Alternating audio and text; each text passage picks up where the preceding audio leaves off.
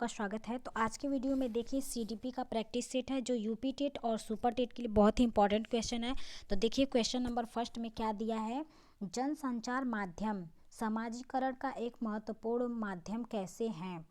तो महत्वपूर्ण जो माध्यम वो किस विचार से हैं, तो उपरोक्त सभी हैं, जैसे कि जनसंचार बालकों की अभिवृत्तियों को प्रभावित करना, सेकंड है जनसंचार बालकों के मूल्यों को प्रभावित करना, थर्ड है जनसंचार बालकों के विश्वासों को प्रभावित करता है। तो इनके उपरोक्त सभी सही हैं, तो इसका ऑप्शन डी सही है। नेक्स्ट क्वेश्चन में है, फ्रायड के अनुसार हमारे मूल्यों का आंतरिकरण व्यक्तित्व के किस भाग में होता है। तो कौन से भाग में होता है, तो वो परा अहम के भाग में होता है, तो इसका ऑप्शन बी सही है। नेक्स्ट क्वेश्चन पूछा है, फ्रायड के अनुसार व्यक्तित्व के 3 घटक कौन से हैं। तो फ्रायड के अनुसार जो व्यक्तित्व के घटक हैं वो कौन हैं, तो देखिए इदम अहम तथा पराहम, तो इसका ऑप्शन बी सही है, इदम अहम तथा पराहम। नेक्स्ट क्वेश्चन है, जनसंचार के साधन बालक के कौन से विकास में सहायक होते हैं। तो कौन से विकार में सहायक होते हैं, तो उपरोक्त सभी होते हैं, जैसे कि व्यक्तित्व विकास होना, भावात्मक विकास होना, कौशलात्मक विकास होना, तो उपरोक्त सभी, तो इसका ऑप्शन डी सही है। नेक्स्ट क्वेश्चन है, सार्वजनिक पुस्तकालय समाजीकरण की कैसी संस्था है। तो कैसी संस्था है, तो निष्क्रिय संस्था है, तो इसका ऑप्शन ए सही है।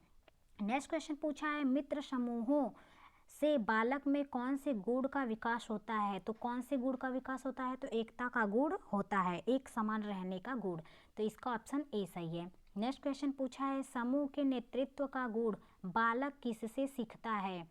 तो समूह के नेतृत्व का गुण बालक कैसे सीखता है, तो वो खेल से सीखता है, तो इसका ऑप्शन बी सही है। नेक्स्ट क्वेश्चन पूछा है, खेल में हार जीत से बच्चों में किस गुण का विकास होता है।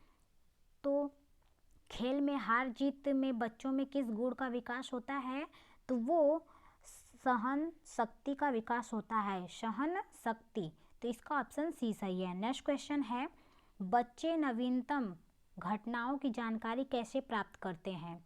तो बच्चे घटनाओं की जानकारी कैसे प्राप्त करते हैं, तो जनसंचार के साधनों से, तो इसका ऑप्शन डी सही है। नेक्स्ट क्वेश्चन है, बालक के स्वभाव एवं विकास में समझने में कौन सहायक होता है।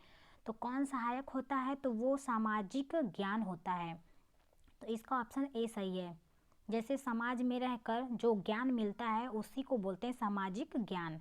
नेक्स्ट क्वेश्चन पूछा है, बालक मनोविज्ञान की प्रमुख लाभ कौन से हैं। बालक मनोविज्ञान की प्रमुख लाभ कौन से हैं, तो प्रमुख लाभ कौन है, तो ए और बी दोनों हैं, जैसे कि बालकों के व्यक्तित्व को समझना, और बी जो है बालकों के व्यक्तित्व के अध्ययन से भविष्य की जानकारी प्राप्त करना, तो इसका ऑप्शन सी सही है, ए और बी दोनों सही है। नेक्स्ट क्वेश्चन पूछा है, सीखना कैसी प्रक्रिया है। तो सीखना कैसी प्रक्रिया है, तो वो जीवन प्रयत्न चलने वाली प्रक्रिया है, जो जीवन के साथ प्रक्रिया करती है उसे बोलते हैं जीवन प्रयत्न, तो इसका ऑप्शन ए सही है। नेक्स्ट क्वेश्चन पूछा है, बालक किस अवस्था में सीखना प्रारंभ करता है। तो बालक कौन सी अवस्था में सीखता है, तो जन्म के तुरंत बाद से सीखता है, तो इसका ऑप्शन बी सही है। नेक्स्ट क्वेश्चन पूछा है, डॉट डॉट के अनुसार तथा व्यवहार में परिवर्तन आता है। तो व्यवहार में सीखने का परिवर्तन आता है, तो इसका ऑप्शन सी सही है।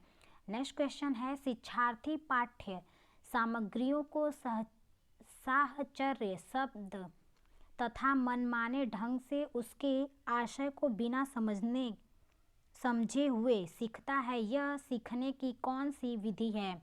तो शिक्षार्थी पाठ्य सामग्रियों को साहचर्य शब्द तथा मनमाने ढंग से उसके आशय को बिना समझे हुए सीखता है, तो यह सीखने की कौन सी विधि है, तो ये रटने की विधि है, तो इसका ऑप्शन सी सही है। नेक्स्ट क्वेश्चन पूछा है, बच्चों के सीखने की प्रक्रिया में माता पिता की भूमिका किस रूप से होनी चाहिए।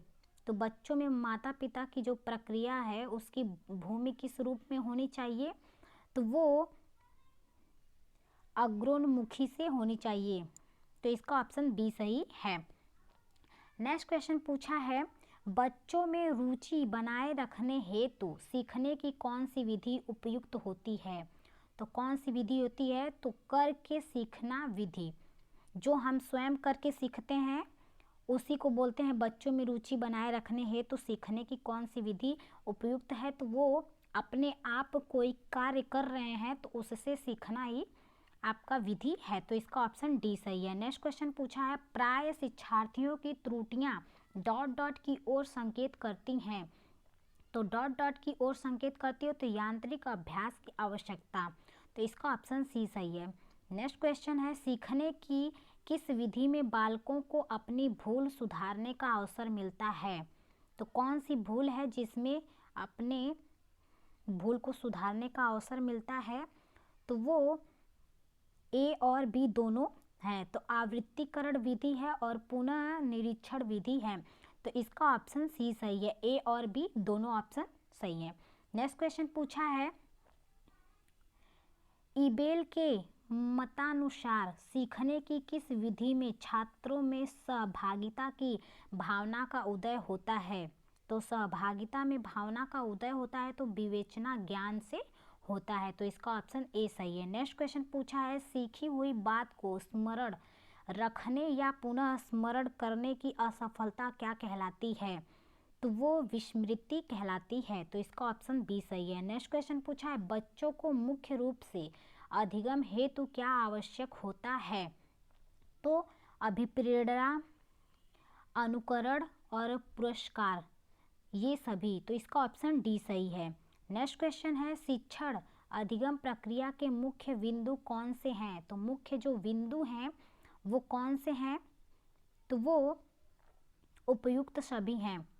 तो उद्देश्य, विद्यार्थियों का मूल्यांकन, अधिगम अनुभव, क्रियाएं, उपयुक्त सभी। तो इसका ऑप्शन डी सही है। नेक्स्ट क्वेश्चन पूछा है, अध्यापक का मुख्य उद्देश्य क्या होता है? तो अध्यापक का जो मुख्य उद्देश्य है वो अधिगम को उचित दिशा में प्रभाव बनाना।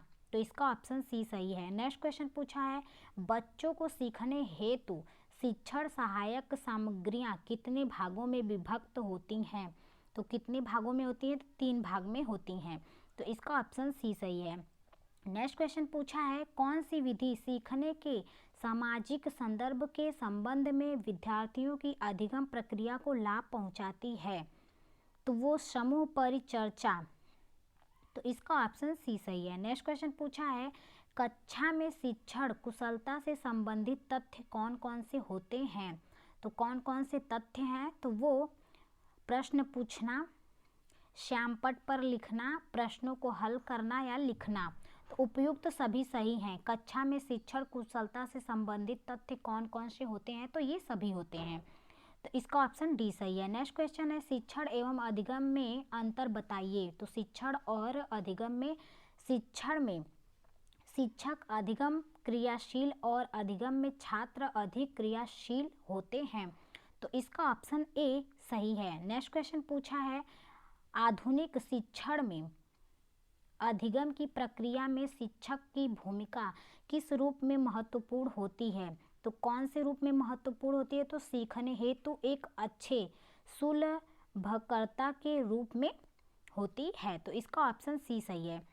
नेक्स्ट क्वेश्चन पूछा है, गणित विषय में अधिगम नियोग्यता का आकलन किस परीक्षण द्वारा सर्वाधिक उचित तरीके से किया जाता है? तो सर्वाधिक उचित तरीके से विवेचना किया जाता है। तो इसका ऑप्शन बी सही है। धन्यवाद दोस्तों, वीडियो पसंद आए तो लाइक, सब्सक्राइब और ग्रुप में शेयर करना ना भूलें।